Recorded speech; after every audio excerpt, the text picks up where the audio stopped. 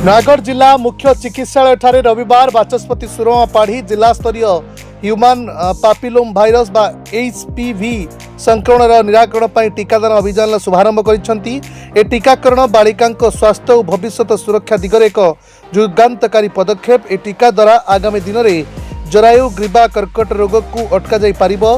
प्रथम पर्यायर 3500 टीका आसीथिबा बेले आगकू समुदाय 10,000 टीकाकरण लक्ष्य रखा जाइछि। ए अभियान आसंता 3 मास काल चलिबो एवं 14 रु 15 वर्ष बयस समस्त बालिका माने ए टीका नेबे।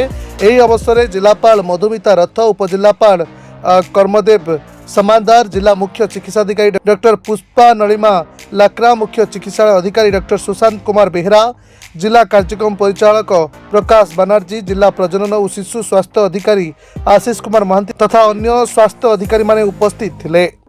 14 वर्ष ऊर्ध्व एवं 15 वर्ष मध्य झील मान एचपीवी टीकाकरण कार्यक्रम शुभारंभ करागला। प्रधानमंत्री नरेंद्र मोदी लक्ष्य जे समस्त भविष्य देशर भविष्य निर्माण कर्त्री जो झील माने से माने सुरक्षित रहिबा दरकार एवं से माने सशक्त हेबा दरकार। आजिर लाइफस्टाइल कारण अनेक प्रकार दुरारोग्य व्याधि आक्रांत करुछि एवं तन्मध्यरे कैंसर एभली एक रोग जे कि महामारी रूप नबाकू गलाणी।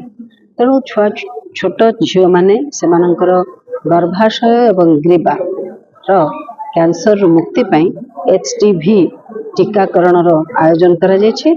सही कार्य आज नयागढ़ जिले में आरंभ है।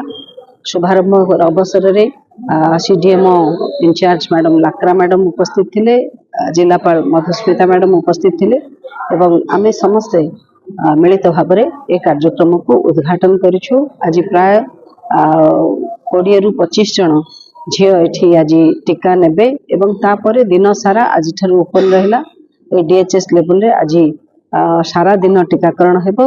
परवर्ती 3 मास पर्यंत मध्य एठी टीकाकरण कार्यक्रम चालू रहिबो। टार्गेट एवं एठी आम जिल्ला रे प्राय 10,000 रु ऊर्ध्व 14 रु 15 वर्ष बयसर झील छुआ माने थिबा बेले प्रत्येक स्कूल कॉलेज रे पाठ पढुथिया झील माने एवं ता सहित जो माने घरोई भाव रे रहिछंती से माने एमानक भितरे सचेतनता सृष्टि करिया पई आज व्यापक भाव में कार्यक्रम आयोजन करा जायछि। फील्ड लेवल हेल्थ वर्कर मानक द्वारा, आशा कर्मी मानक द्वारा स्कूल रे 8म 9म श्रेणी 10म श्रेणी छात्री मानक भितर सचेतनता सृष्टि करा जिवो। ग्रामांचल रे मध्य आशा कर्मी निज फील्ड लेवल रे से माने समस्त पेरेंट्स को अभिभावक मानक समस्त को डाके सचेतन करेबे एवं यह जे एकांत आवश्यक गोटे झीलटीर स्वास्थ्य सुरक्षित रहिबो एवं से सुस्थ रहिबो।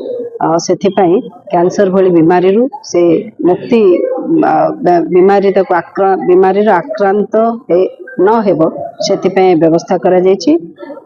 जिल्ला रे आकांक्षा प्रियदर्शिनी बोली झील प्रथम करी से टीका नहीं छंती, तापरे भारती, तापरे श्रेया एभली समस्ते झील माने समस्ते आज टीका नहीं छंती एवं आउरी मध्य आगो को नेबे।